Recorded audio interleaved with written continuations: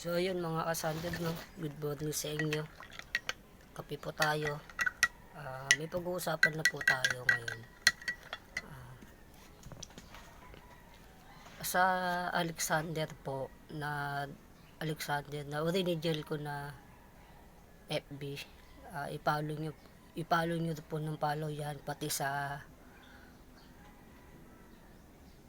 Kuya Sander Official sa FB page ko.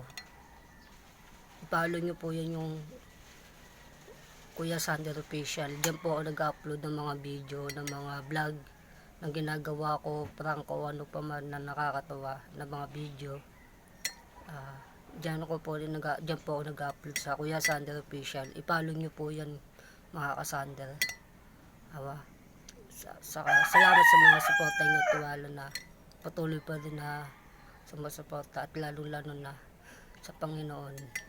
Patuloy lang tayo magtiwala at patuloy na magsumika para maabot natin mga pangarap natin, no?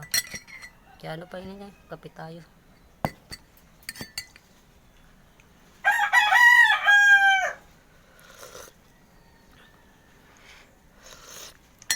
So yun mga kasander, no?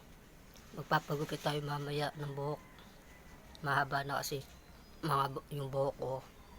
Kailangan ko na magpagupit.